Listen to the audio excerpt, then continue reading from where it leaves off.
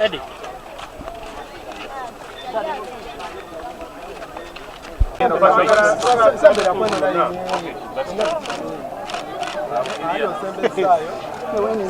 Okay, let's create some space.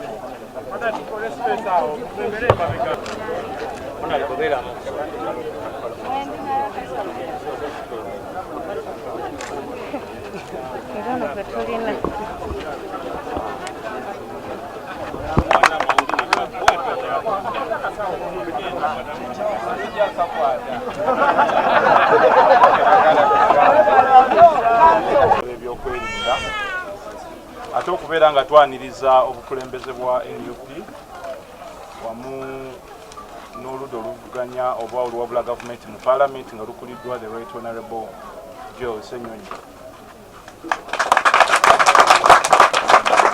Tubaaniriza nga bano bali mu kategori 3. Tulina abo ennyumba zaabwe zaabuutikirwa kasasiro olw'omukaaga lwa wiiki eri, ne tubaako abalala nga ennyumba zaabwe zaamenyebwa okuwa weetiye zifune ekkubo we ziyita ne response teams endala okwala ambulance n'ebirala, wamu n'abo abali mu buffer zone. So buffer zone abakugu bwe baatuuka ng'enjega yaakagwawo baasanga crack endala mu paati endala eya kasasiro, kale ne bawabula nti abantu abali mita 2 okuva kasasiro ono waali beetegule bajje mu nkambi eno ewalala awatali kumpi na kasasiro. So be bantu betubudamya bano enamba enyo yandibadde esingako awo wawula ebutuukidde olwaliro nga twakasiibula abantu 56 nga bano okusinga babadde bapangisa, ng'oluvannyuma lw'omulanga gwe tuzze tukuba era abazira kisanga mmwe ebintu bye babadduukirira, abapangisa abamu bazze bagamba nti weewaawo kibafunye kyekyo kabagenda ate batandika obulamu obupya. Tulinawo weema 4 ezibudamya abantu bano, ng'esooka y'abasajja eddako y'abakyala abali mu buffer zone. Nno tulina bamaama abayonsa n'abaana abeetaaga okubudabuda okwenjawulo. Kuba tulinawo abaana abafiiriddwako babba baabwe, abafiiriddwako abaana baabwe be bali mu weema eno. We twogerera ng'emirambo egyakanyulwayo gira abantu 35, wabula ng'era wakyaliwo 28 abatannalabika. So nga tukolera wamu n'ebitongole bino era nayo wansi eri oludda tulinayo era tiimu ya Red Cross abantu 12 ebayambako okubeera nga emirambo gino singa gifuniddwa kugiteeka mu body bag n'okugyongerayo. Naye nga ne wano nawo tulinawo kategori y'abantu benkubuulidde 293 nga wano kuliko abakyala 171, abaami 122. Ekitundu ekinene ku bano bakyala n'abaana, era nga bojja okulaba nga nkulambuza ngera womanyi nti abakyala n'abaana era wabaawo okubudabuda okw'enjawulo kwe beetaaga. Tulinawo services ez'enjawulo wano okubeera nga tubakuuma. Tulinawo eddwaliro twateekawo ery'ekiseera ojja kuliraba nga tulambula.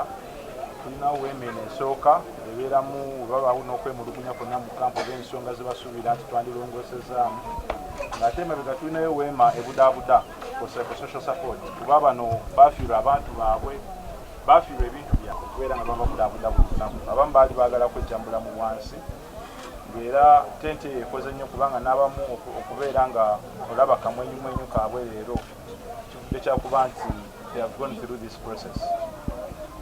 Kati tugenda kulambula naye nga nja kusaba baganda bange ab'amawulire munda mu weema tetukwatamu olw'ekitiibwa ky'abantu bano n'okubeera nga for their dignity and privacy. So eno ebweru kiryoke nga tulambuza abakulembeze naye munda mu weema tetujja kukkirizamu kamera zonna zikwata, si weewaawo. So ebintu bino bwe bijja byonna tubirisiivinga wano bw'okugyayo abafu wansi. Kati tuli mu recovery ekyagenda mu maaso nga mulimu guno gutambula bulungi, wadde embeera y'obudde yeetera nnyo okutukosa. Tuba tuli ku mulimu nga tukola, enkuba netandika okukola ki okutoonya, ate ekifo ekyo kiri risike.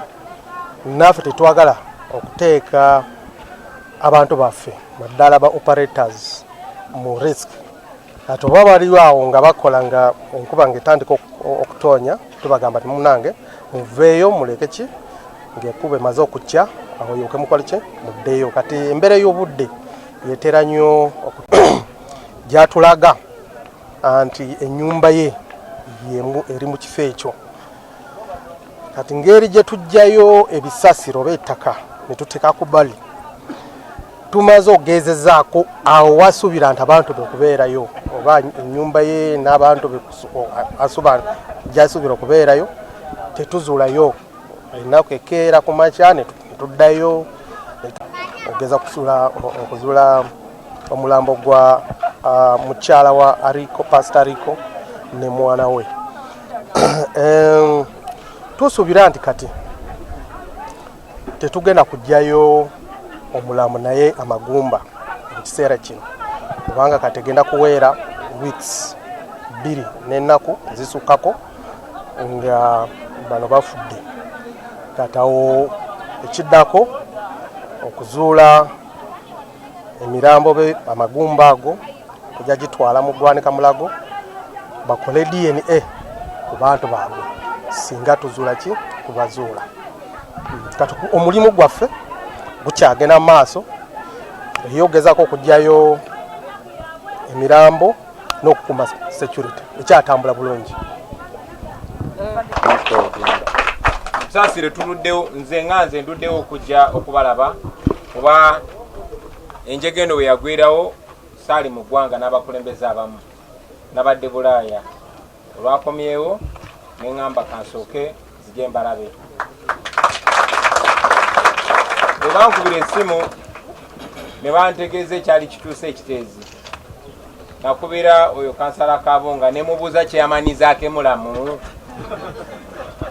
ne mubuuza Honorable Nsamba mulamu kubanga bwe babeera ekitipoko embwa n'ebirala yabiriisa so buli ku makya tubeera naye era mbeera mujeregano olumu nti gwe seeko bafene wange naye kinkanze bwe nze wano seeka abadde ambuzeeko ebbanga lyonna bwe nze wano ne musanga mu kampu ne banantegeeza nti naye omukyala n'omwana nabo bafiira mu nnyumba omwo kati ate mbadde nambula abasajja kwe kusanga kyali wange n'omuzimbi wange ono bazimba ennyumba yange nga naye ali mu kampu n'abalala bangi kyali wange gwe bayita Ibula ne Deriki nabo badde mu kampu eno bo si nti kasasiro yabasenda naye bo ate ebyaddirira emmotoka biwetiye bwe yajja ne bigamba bali mu buffer zone nyumba nezikonebwa nabo ne basibira mu kampu n'ebirala bifaanana bwe bityo so kino tekiri wala nnyo okuva eri buli omu ali wano naawe ali eyo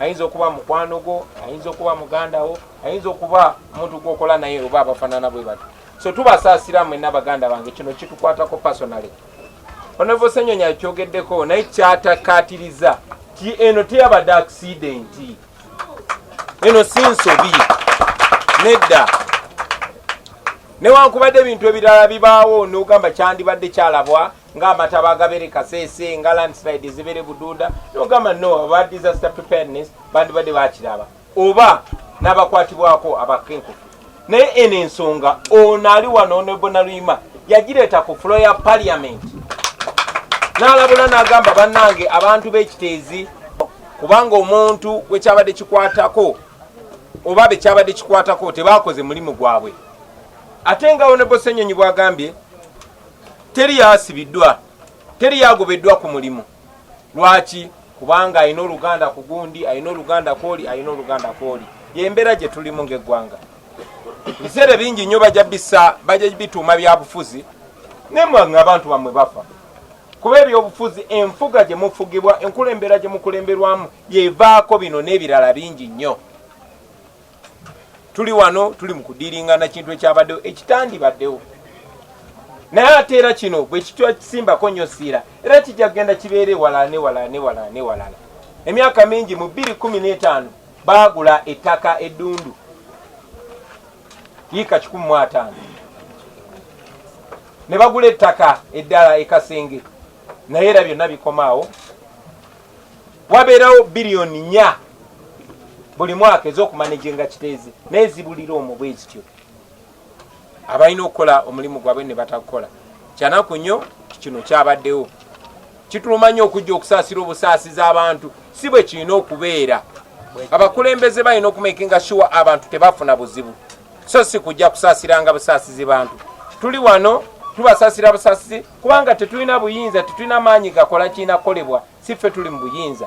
Abali mu buyinza omulimu gwabwe kwekumira mu buyinza na kunyagulula ggwanga.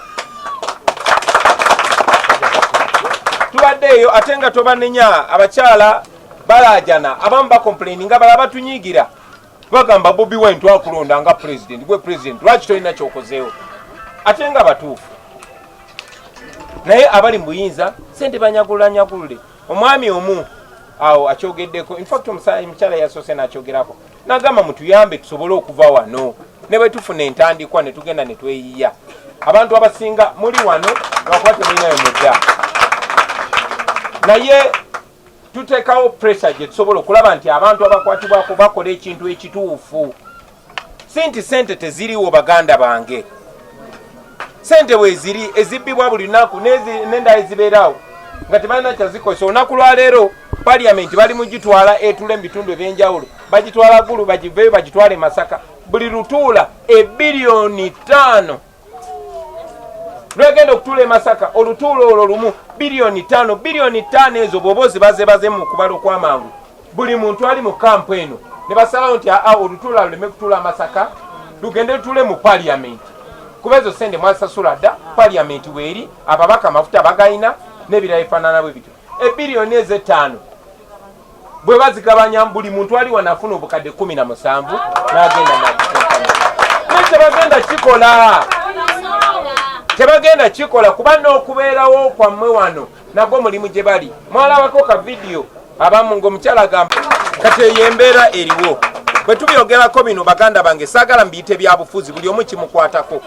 Kyembadde nsaba bannaffe betwogeddeko nabeeyo nti ffe ng'abakulembeze bwe mwalonda newankubadde tetulina buyinza, omulimu gwaffe gwe tulina kati gwa kuteekawo pressure, okuteekawo omuliro, okumakinga sure abo abalina okola omulimu ogwo bakola ekituufu. Bakola ekituufu mujja kuva mu mbeera eno musobola n'ogivaamu leero oba enkya.